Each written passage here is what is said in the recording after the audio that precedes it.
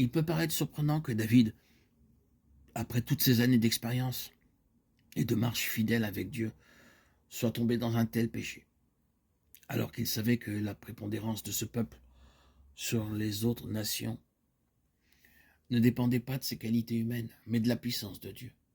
Ainsi David commit ce péché de l'orgueil, bien qu'il fût passé par une sévère discipline sous la main éducative du Seigneur, et que de douloureuses épreuves l'eussent frappé. Ceci nous amène à voir que la croix doit agir toujours plus profondément à cause de cet élément de corruption qui est là, au plus profond de nous-mêmes. Et cette œuvre de séparation doit se poursuivre jour après jour en nous, afin que l'homme naturel soit entièrement mis de côté. Oui, il faut que la croix, avec ce qu'elle signifie, à savoir la fin de nous-mêmes, pénètre dans les profondeurs les plus intimes et secrètes de notre être.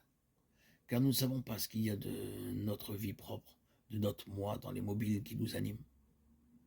C'est pourquoi le Saint-Esprit doit mettre en lumière ce qui est caché. Nous passons alors par le brisement et une profonde humiliation, car Dieu ne saurait nous introduire plus avant dans son plan et nous accorder une nouvelle révélation sans que l'homme naturel ait été entièrement mis de côté et le moi brisé. Après qu'il se fut repenti, David reçut l'ordre de Dieu par Gad, le prophète, d'élever un autel dans l'aire d'Ornan de le Jébusien. Cet autel, David ne pouvait l'ériger avant que l'aire ne lui soit cédée par Ornan, et ce fut moyennant une somme très élevée qu'elle fut acquise. Ornan, le Jébusien, montre que l'incroyant n'a aucune place dans la maison de Dieu, car il veut que son œuvre soit essentiellement le produit de ce qui correspond et procède de lui-même. L'aire d'Ornan était située sur la montagne de Moria, de Chroniques 3, 1, 2, là où Abraham avait offert son fils Isaac. Et ceci n'est pas le fait d'une simple coïncidence, mais du plan prédéterminé de Dieu. Il y a là un principe d'une importance et d'une portée immense, car c'est sur cet autel que furent offerts les holocaustes. Ce mot signifie consumer. Selon Lévitique 1, ce sacrifice était entièrement pour Dieu. Toutes ses parties étaient brûlées sur cet autel. C'était un sacrifice d'une agréable odeur à l'Éternel. L'Holocauste représente la mesure du don du Seigneur, Jésus, afin de nous racheter pour faire de chacun de nous une partie de sa maison, car il s'est donné entièrement et sans réserve. Ceci montre, en ce qui nous concerne, la mesure que Dieu demande pour que nous édifions avec lui sa maison spirituelle qui est l'Église. La déclaration de David fut « Ici sera la maison de l'Éternel, Dieu, et ici sera l'autel des holocaustes pour Israël » 1 Chroniques 22, 1.